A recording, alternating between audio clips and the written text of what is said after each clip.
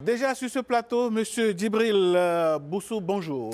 Bonjour cher ami. Comment allez-vous? Ça va bien, merci. Je vous souhaite bonne fête. Hein? Bonne fête à vous aussi. Merci. Et vous êtes très bien mis, c'est l'OMU Plateau qui est bien représenté. Oh, merci beaucoup. Nous sommes les ambassadeurs de toutes les régions du Bénin. Et donc, merci. Et surtout de la culture béninoise. Ah oui, merci infiniment, Monsieur Boussou. Alors, dites-nous, vous qui êtes un spécialiste de la religion musulmane, qu'est-ce que l'Aïd el-Fitr représente pour le musulman? Bismillahirrahmanirrahim, au nom d'Allah, le très clément, le tout miséricordieux. Je voudrais éviter de faire d'abord une usurpation de titre. Je ne suis pas spécialiste de l'islam, je suis sociolinguiste. D'accord. Et je suis un leader associatif. J'ai côtoyé beaucoup d'imams et à cet effet, grâce à mes lectures et grâce à mon activisme dans les associations, je pourrais en parler. Les Béninois vous ont connu aussi comme un animateur d'une émission à connotation musulmane. Ça, c'est vrai aussi. Allez, merci. Ça, c'est vrai aussi. Cela dit, l'islam, c'est une religion qui, du point de vue étymologique, est dérivée du mot paix, as-salam. Alors, quand vous prenez des valeurs de paix, toutes les actions qui vont dans le sens de rassembler les gens, quand c'est collectif, d'élever l'âme, eh bien, toutes ces actions-là, ce sont ces actions que la religion prône. Et c'est cela l'essence même de l'islam. Pour le cas particulier, disons, du jeûne, qui se dit Asiyam, eh bien, le jeûne est un exercice spirituel de privation, de boire, de manger et de relations charnelles du matin, du petit matin jusqu'au coucher du soleil. Un exercice que vous faites une fois l'année, dans le 9e mois du calendrier hégirien qu'on appelle Ramadan, et un exercice qui non seulement a une incidence sur votre corps, mais a une incidence spirituelle dans le sens de l'élévation de l'âme et de l'esprit. Quand vous avez fini cela, un peu comme si vous avez fait la vidange à votre véhicule, vous êtes requinqué. Vous respirez mieux, votre corps est mieux oxygéné, vos cellules s'en portent mieux. Et quand vous sortez de là, ce qu'il faut éviter surtout, c'est de remettre en cause tout le système qui a été mis en place parce que vous allez affronter 11 autres mois. Avant de revenir à comment ne pas retomber dans les travers, oui, comment est-ce que le fidèle musulman pourrait aborder cette journée du Ramadan? Alors, aborder cette journée du Ramadan dans la tradition prophétique, le prophète sallallahu alayhi wa sallam nous a appris certains éléments pour aborder, disons, l'Aïd al-Fitr. Cette fête-là s'appelle Aïd al-Fitr ou bien fête du Ramadan. Alors, la première des choses, c'est ce qu'on appelle les azkars, l'évocation et le rappel de Dieu. Quand vous avez rempli les conditions, vous avez rempli les conditions d'hygiène. Avant de sortir de la maison, on fait ce qu'on appelle la grande ablution. La petite ablution, c'est celle qui consiste à faire ces petites toilettes-là pour faire les 5 prières quotidiennes. Mais quand il s'agit des grands événements, on veut aller à la grande prière, on fait ce qu'on appelle la grande ablution. C'est un lavage complet du corps, et disons, les musulmans savent comment cela se fait. Quand vous avez rempli ces conditions d'hygiène, vous sortez de la maison en famille. Bon, évidemment, pour ceux qui sont célibataires, bon, ils ont aussi une famille quand même. Tout à fait. Alors, vous sortez en famille et vous faites le zikr, c'est-à-dire l'évocation et le rappel de Dieu. Ça se fait Allahu Akbar, Allahu Akbar, Allahu Akbar. La ilaha illallah, Wallahu Akbar, Allahu Akbar, Walillahil hamd. Ce qui signifie en français, Dieu est le plus grand, Dieu est le plus grand, Dieu est le plus grand. Il n'y a pas de divinité à part Allah, il n'y a pas de divinité à part Allah, toutes les louanges à Allah. Donc c'est cela que vous répétez en allant sur les lieux de la prière. Vous le faites soit individuellement, soit de manière collective, ou bien dans le silence, chacun selon sa convenance. Et dans la tradition prophétique, le prophète sallallahu alayhi wa sallam a recommandé, si vous allez sur le lieu de prière, vous prenez par un chemin et au retour, vous prenez par un autre chemin. Quelle est la sagesse qu'il y a derrière cela? C'est qu'en allant au lieu de prière, vous êtes dans la compagnie des anges. Donc pour bénéficier pleinement de la compagnie des anges, le chemin par lequel vous avez pris, eh bien, les anges qui sont sur ce chemin-là vous accompagnent. Vous prenez par un autre chemin, ces anges-là vous accompagnent. Donc, vous faites le plein, disons, d'énergie spirituelle. Le plein angélique. Exactement. D'accord. Alors, maintenant, sur les lieux de l'Aïd al-Fitr, dès que vous arrivez là, vous vous asseyez et vous continuez justement cette évocation-là. Vous-même individuellement, vous n'avez pas de prière à faire. Vous vous asseyez et vous ne faites que ces évocations-là dont j'ai parlé tout à l'heure. Oui. Et vous attendez maintenant l'arrivée de l'imam. Quand l'imam arrive, il salue tout le monde, il s'installe et il fait collectivement, il dirige la prière de l'Aïd al-Fitr qui dure en moyenne 5 minutes. Oui. Quand il finit, le point d'orgue justement de la fête, c'est le discours qu'il tient justement à la communauté. Il insiste sur 2 ou 3 choses. La première des choses, c'est les remerciements. On a commencé le mois de Ramadan, on est en train de le finir. Sur le parcours, il y en a qui ont eu des sorties de route. J'en ai connu. Il y en a qui, avant Ramadan, à quelques encablures, Dieu les a rappelés à lui. Ce n'est pas parce qu'ils n'avaient pas de mérite, c'est parce que c'était dans leur destin. Donc, je voudrais avoir une pieuse pensée pour ces personnes-là. Il y a des personnes qui, en plein Ramadan, nous ont aussi quittés. Ils ont fait une sortie de route aussi. La volonté de Dieu. J'en ai connu aussi qui ont eu un accident comme ça. Donc, paix à leur âme. Il y en a qui ont été éprouvés aussi. Je connais un frère qui, à 2 jours de ce mois, a perdu sa maman, par exemple. C'est une épreuve.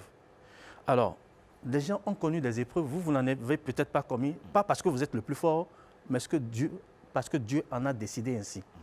Alors, donc l'imam insiste sur le fait qu'il faut remercier Dieu. Et remercier Dieu, la formule que l'on utilise, la meilleure, c'est Alhamdulillah. Donc, on dit remerciement à Dieu.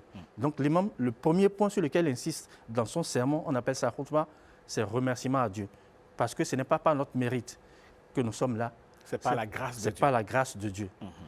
La deuxième chose, il insiste pour que, eh bien, le pli qu'on a pris pendant le mois de Ramadan, là, qu'on ne le remette pas en cause par certains actes que nous posons. D'accord? Pendant Ramadan, vous vous êtes privé de manger et de boire. Il y a certaines choses dont vous vous êtes privé. Il ne faut pas que le jour de la fête, vous retombiez là-dessus. Il se dit, je dis bien il se dit, que par exemple, que c'est certains musulmans qui remplissent les bars. Je dis, il se dit. Je suis... On n'en a aucune preuve. On n'en a aucune preuve. Je suis sociolinguiste, j'observe et j'entends. Bon, si c'est le cas, et que vraiment les bars, à partir d'aujourd'hui, ne désemplissent pas, et que c'est nos coreligionnaires qui sont les plus gros clients, ils ne feront que confirmer. C'est un fait de société. Oui, c'est un fait de société. On ne va pas aborder ça, mais il y a quand même une dichotomie. Comment se fait-il que ces lieux-là désemplissent au moment où il faut se rapprocher? C'est quand même curieux. C'est tout de même curieux. Bon, alors, ça peut faire l'objet peut-être d'une étude. Pourquoi pas? Pourquoi pas? On va solliciter les sociologues pour aller voir sur ce terrain. Voilà. D'accord. Donc, l'imam insiste sur le fait qu'il ne faut pas remettre en cause, disons, tous ces sacrifices qu'on a eu à faire par nos comportements. L'imam insiste sur le fait que certaines valeurs que nous avons cultivées au cours de ce mois, les valeurs de partage, quand vous avez à manger et que vous avez été sensible, parce que si le voisin à côté se plaint souvent qu'il n'a pas à manger, vous ne pouvez pas comprendre. Mais le mois de Ramadan vous a permis de comprendre parce que vous vous êtes privé de manger, de boire, sur une certaine durée, en moyenne 7 à 8 heures par jour. Vous avez l'occasion de goûter, ressentir ce que ça fait d'avoir faim. Exactement. Donc vous serez plus sensible, disons, aux doléances, aux requêtes du voisin qui par moment vous sollicite et vous n'allez pas faire la sourde oreille. Parce que si lui vous sollicite, c'est Dieu qui vous parle et vous ne faites pas attention. Parce que quand Dieu veut vous parler, il passe par des êtres humains comme vous pour vous parler. Mais si vous êtes sourd, eh bien, Dieu, à certains moments aussi, va, entre griffes, vous tirer les oreilles. Donc, l'imam insiste sur cet aspect-là. Et troisième chose, l'imam prie. Il prie pour les différentes familles, il prie, disons, pour la nation. Et en ce moment, vous n'êtes pas sans savoir qu'il y a des Béninois qui sont, disons, à la Mecque, parce que c'est au cours de ce mois de Ramadan, surtout la période des 10 derniers jours, qu'il y a ce qu'on appelle la Umrah, c'est le petit pèlerinage. Généralement, c'est facultatif. Ceux qui en ont les moyens, ils vont. Les Béninois qui sont allés, je ne sais pas combien ils sont, mais ils sont en mission pour le Bénin en termes de prière, pour que cela rejaillisse sur nous individuellement et sur la nation tout Alors, entière. M. Voilà Djibril, en général ce que je pourrais dire. Monsieur Djibril Boussou, est-ce Oui. qu'il est possible de se passer de la prière de l'Aïd? Ah non, de se passer, sauf, parce qu'il y a toujours des exceptions, sauf cas de maladie, sauf cas de contrainte que je ne peux pas connaître. Mais en général, disons, ce jour de fête est un jour spécial en ceci que cela cumule deux fêtes. Vous savez, les musulmans, quand ils prient, généralement, quand ils font les 5 prières quotidiennes, c'est recommandé qu'ils le fassent en groupe et dans les mosquées. Donc, le premier lieu de rassemblement, c'est la mosquée, de manière quotidienne. Ensuite, il est recommandé, le vendredi, d'aller faire la prière. Là, on est à une plus grande échelle, c'est-à-dire tous les quartiers se rassemblent en un point donné et c'est la prière du vendredi. Maintenant, quand c'est les deux fêtes, l'Aïd al-Fitr et l'Aïd al-Adha, là, on est passé à une étape supérieure. Donc là, tous les quartiers, toute la ville se rassemble en une place. Chez nous, ici, on appelle ça place Idi pour faire la prière. Alors, donc, essayez de situer l'importance de cette prière collective. Donc, si vous avez compris cela, on ne peut pas s'en passer, sauf si vous êtes malade, sauf s'il y a une certaine contrainte. En revanche, le fait qu'on fasse la prière ensemble, cela lève l'obligation de la prière du vendredi. Ce n'est pas pour rendre les gens paresseux. C'est-à-dire, étant donné que vous êtes allé pour la prière de Idi, comme on le dit chez nous, l'obligation de la prière du vendredi est levée. Donc, si vous y allez, c'est un bonus. Est-ce que la grâce, là, ça nous suffit? Non. Hein? La grâce ne nuit pas. Ça ne nuit pas. C'est ça. Donc, c'est toujours bien d'aller et d'écouter et surtout de se requinquer, de faire le plein d'énergie pour aller à la prière de Idi, ensuite aller, disons, à la prière du Juma, la prière du vendredi. Voilà ce qu'on peut dire relativement à ce point-là. Après un mois de privation, de sacrifice, de prière, d'invocation pour se rapprocher de Allah, comment est-ce que l'on maintient la suite après? Pour maintenir la suite est d'abord une programmation mentale. Parce que le prophète sallallahu alayhi wa sallam a dit « Innamal a'mal bin niyat wa innama likulli mri'in ma nawa » Les actes ne valent que par les intentions et tout individu ne sera rétribué qu'en fonction de ce qu'il a eu l'intention de faire. Si je pose un acte, en islam, votre acte ne sera évalué qu'en fonction de votre intention. D'accord? Est-ce que, bon, par exemple, on peut dire, je ne sais pas si vous êtes d'accord avec moi que je suis bien mis. Bien sûr que vous êtes bien mis. Alors, est-ce que le fait que je sois bien mis, c'est pour venir séduire quelqu'un? C'est ça l'intention de base. Est-ce que le fait que je sois bien mis, c'est pour rendre grâce à Dieu, pour dire Alhamdulillah, Dieu, en ce jour, je te remercie pour le soleil que tu m'as donné. Je te remercie pour la pluie que tu m'as donnée. Je te remercie pour l'oxygène que tu m'as donné gratuitement. Et en reconnaissance de ça, je me mets je m'habille bien pour te rendre grâce. Pour dire Alhamdulillah. Voilà. Si c'est dans cette intention-là, voilà comment il faut Je ne le fais pas pour venir montrer la valeur de mon lessi, de mon vlisco, de tout ce qu'on vous avez tout compris. C'est comme si vous étiez même musulman. Donc voilà comment il faut comprendre justement, disons, la disposition dans laquelle, l'état d'esprit dans lequel vous devez être, surtout en ce jour de fête. Deuxième chose aussi, le partage. Le musulman n'est pas quelqu'un d'avare. Quand vous en avez, vous partagez. Et ceux avec qui vous partagez, d'abord, c'est les voisins. Le prophète sallallahu alayhi wa sallam a dit, il eût fallu de peu que le voisin ne fût déclaré ayant droit à l'héritage. Vous voyez à quel point le voisin est important. Ça veut dire, votre voisin, musulman ou non, c'est très important. Peu importe sa religion. Peu importe. Du moment où vous êtes dans le même voisinage. Dans le même voisinage, certains savants musulmans disent même, pour reconnaître le périmètre dans lequel vous avez votre voisinage, il faut compter 40 demeures à droite, 40 demeures à gauche. Vous avez déjà une idée de ce que c'est que le voisin. Donc ceux qui sont dans votre entourage, là, tous ces voisins-là, il faut les chérir, mais à la mesure de votre possibilité. Ce n'est pas parce que je suis habillé comme ça, on va dire à l'âge que j'ai plein d'euros ou de dollars en poche. Pas forcément. Mais le prophète a tellement rendu les choses faciles qu'il a dit le fait que tu accueilles ton frère avec le sourire, c'est une aumône.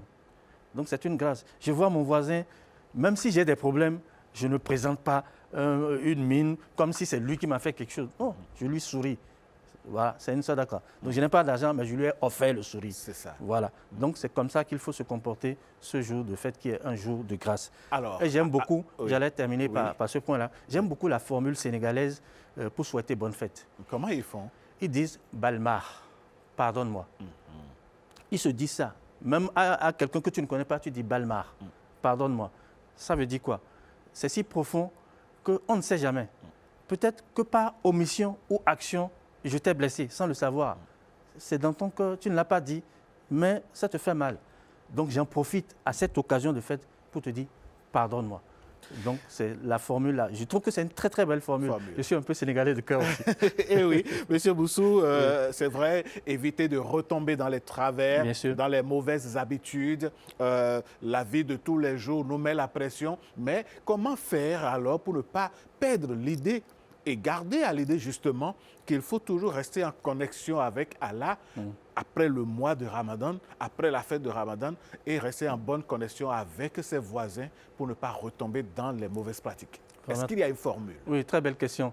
Comme je l'ai dit, la meilleure formule, c'est la programmation mentale. C'est-à-dire les actes ne valent pas les intentions. Dès que vous commencez comme ça, vous vous attirez les ondes positives qui vont vous permettre d'être sur ce chemin-là. Ça commence par ça. C'est exactement en mathématiques, on nous apprenait en terminale qu'il faut définir le domaine de définition. Voilà. D'accord. Quand bien même vous avez trouvé la solution, le professeur de mathématiques, quand vous n'avez pas trouvé le domaine de définition, il va même jusqu'à vous donner 0. Nous, voilà. On a souffert de ça. Ouais. Parce qu'on ne comprenait pas. Des points. Voilà, on vous retranche des points. C'est la même chose. Le domaine de définition, là, c'est, disons, l'état d'esprit, la programmation mentale que vous avez pour ne pas retomber dans les travers. Mais si déjà vous vous dites, bon, ok, cette privation-là, on en a fini, bon, évidemment, vous commencez mal. Donc, c'est très important de se... Ensuite, c'est faire un effort, d'accord? Le plus important, ce n'est pas d'aller à la vitesse grand V. L'essentiel, c'est l'arrivée. Si votre rythme... Un pas après l'autre. Oui, un pas après l'autre. Si vous avez le rythme de la tortue, alhamdulillah.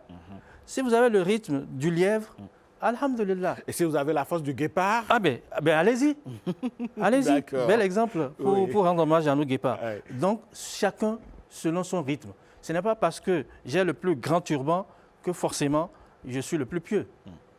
Peut-être qu'il y a quelqu'un qui est un haillon, mais qui, du point de vue spirituel, est beaucoup plus pieux que moi. Donc, le plus important, chacun y va selon son rythme.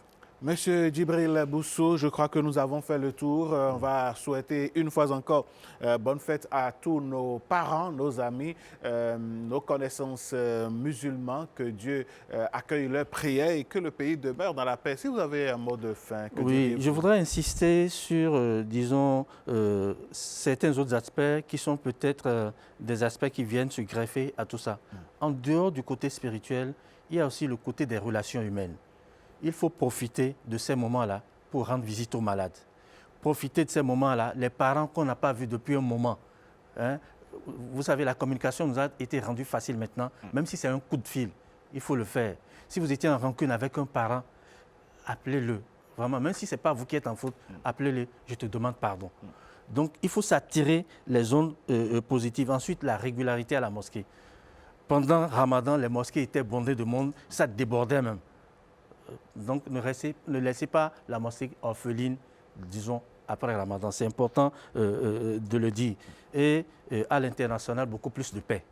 Vous n'êtes pas sans savoir tous les remous qui a passé par là. Je voudrais dire, peut-être à l'intention, disons, de ceux qui ont une grande culture, les plus grandes batailles de l'islam ont été remportées pendant le mois de Ramadan. Donc, ça veut dire ce que ça veut dire. Je ne veux pas aller plus loin. Je voudrais souhaiter bonne fête de Ramadan à l'institution festière, c'est-à-dire l'Union islamique du Bénin, et plus précisément au président de cette institution, Cheikh Idriss Souleymane, au président du COSIM, le Conseil supérieur des imams. Vous savez, dans cette fêtière-là, il y a, disons, le côté administratif et le côté spirituel. Et le côté spirituel, disons, le Conseil des imams est dirigé par l'imam Mohamed Al-Habib Ibrahim de la mosquée de Zongo. Je voudrais lui souhaiter bonne fête de Ramadan. Souhaiter bonne fête de Ramadan aussi à l'imam Issa Kalao Ligali, qui est l'un des doyens, disons, de l'IB, qui est l'imam de la mosquée centrale de Kadiaou, et souhaiter aussi bonne fête au SG de l'UIB, l'imam Abdjali Youssoufou. Disons à tous les responsables. À tous les responsables, c'est important. Je ne vais pas m'oublier aussi à tous mes collègues de l'Institut de langue arabe et de la culture islamique de l'Université d'Abou Mekalavi. Merci beaucoup, M. Djibril Boussou. Et à vous aussi d'ailleurs. Merci. Vous aussi. Merci, je vous souhaite bonne fête. Merci. Et à tous les amis de l'ORTB avec qui j'ai partagé de bons moments. Tout à fait. Vraiment, je suis nostalgique de tous ces moments. Merci. Je souhaite bonne fête à la directrice et à tout le personnel. Que Dieu vous apporte la paix. Amen. Il n'y a pas mieux, il n'y a pas meilleure chose que la paix. Quand vous avez la paix du cœur, c'est la fondation. Vous pouvez construire des immeubles de plusieurs étages.